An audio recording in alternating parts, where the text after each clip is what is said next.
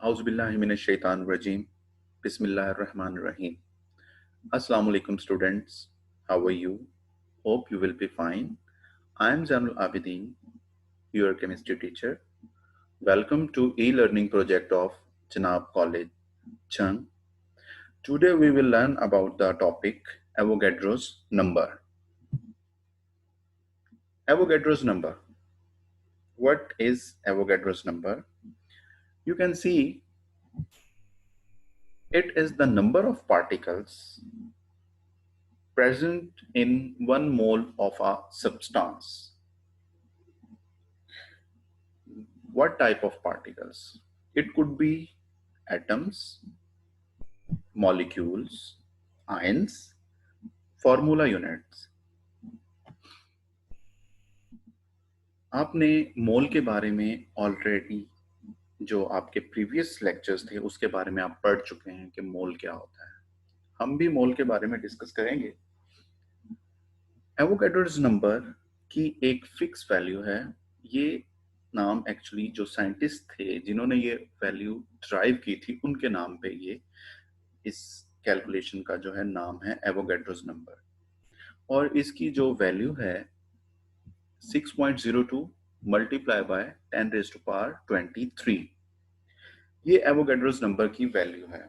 इसको आपने नोट कर लेना है. ये आपको एमसीक्यू के तौर पे भी पूछी जाती है.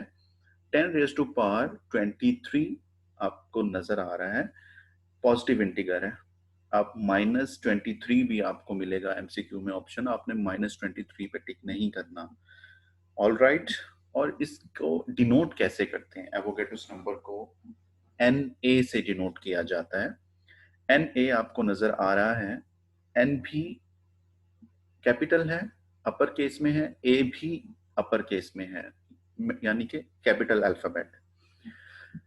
जस्ट करना क्या है, A को आपने थोड़ा इसके बेस में लिखना है. ठीक है, बिल्कुल साथ नहीं लिखना, बेस में लिखना है जैसे मैंने यहाँ पे डिनोट किया है.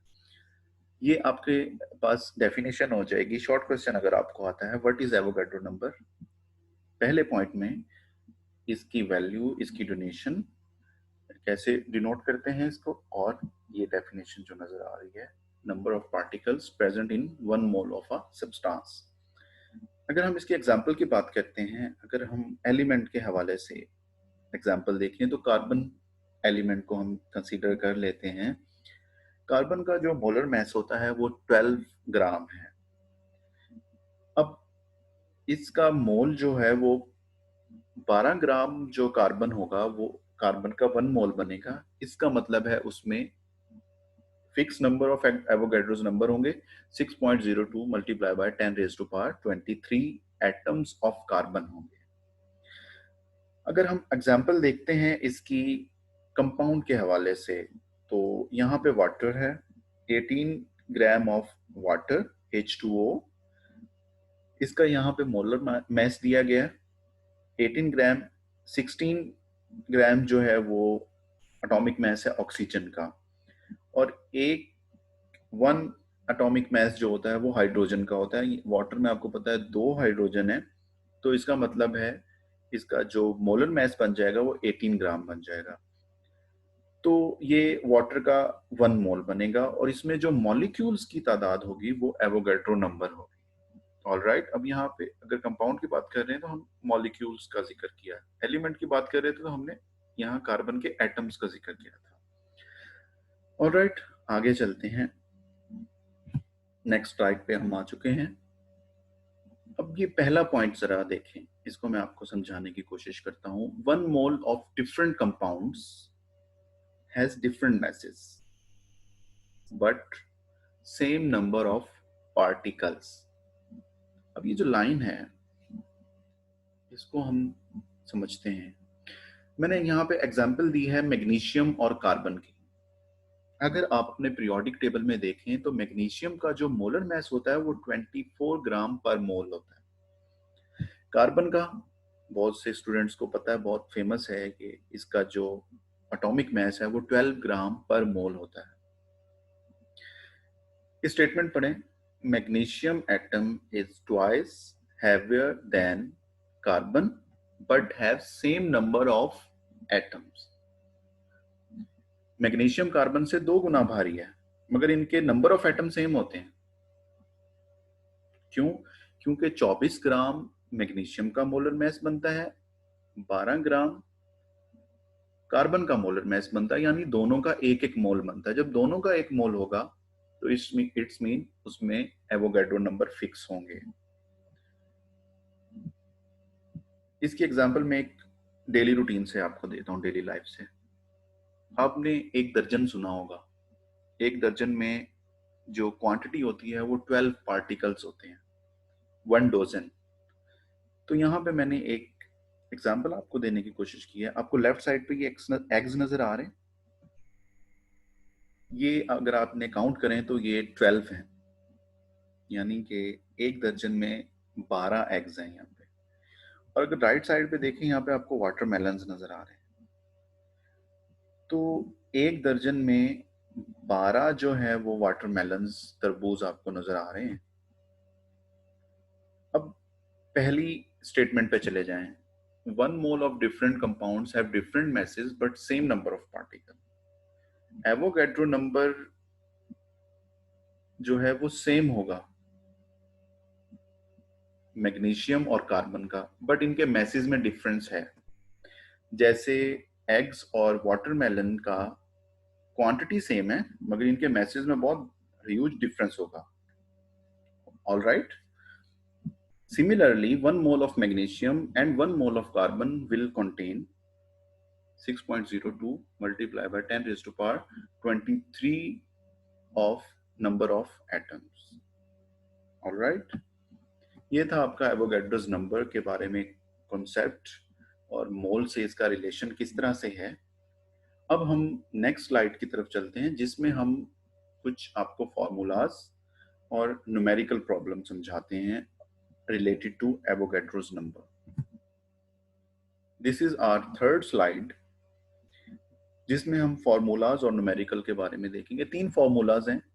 एक फॉर्मूला एटम्स के लिए है, दूसरा मॉलिक्यूल्स के लिए है और तीसरा आयनिक स्पीशीज के लिए है।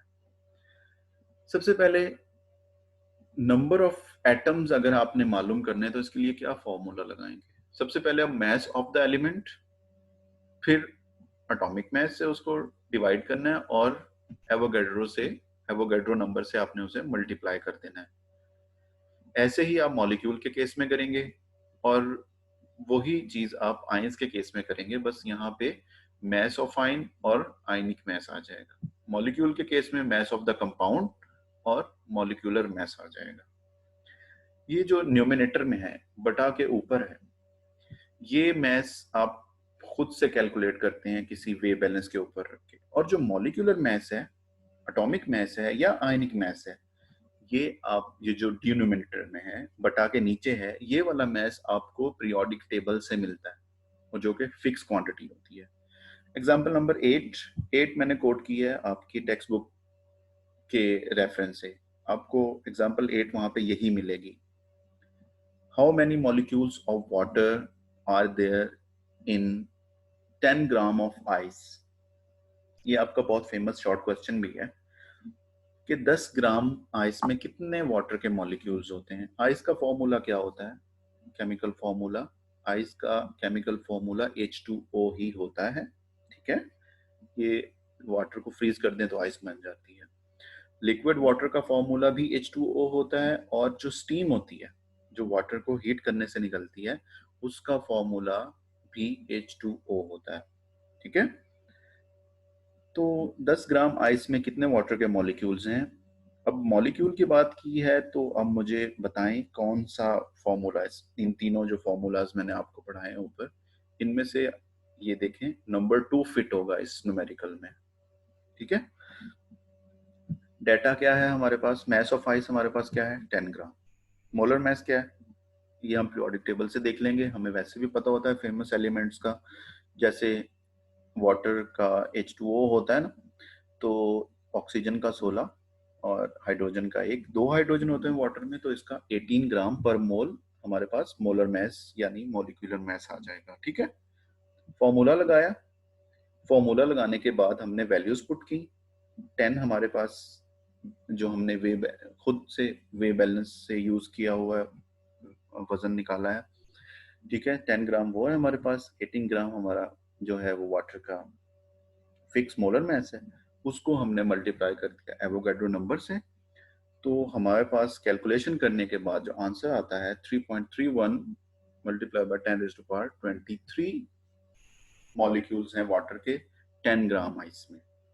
ओके, तो ये स्टेटमेंट चेंज होके भी आपको शॉर्ट क्वेश्चन आ सकता है। तो अगर ये 12 ग्राम ऑफ आइस हो जाए तो आपने 10 की जगह 12 पुट कर देना और आपको आंसर आ जाएगा। साइंटिफिक कैलकुलेटर आपने यूज करना है इसके लिए, ठीक है। ये था आज का हमारा lecture. Thank you for listening. इसे अच्छी तरह से देखिएगा, सॉल्व करें इन प्रॉब्लम्स को। अपनी बुक में और एग्जांपल्स भी हैं एवोगैड्रो से रिलेटेड, उन्हें देखें।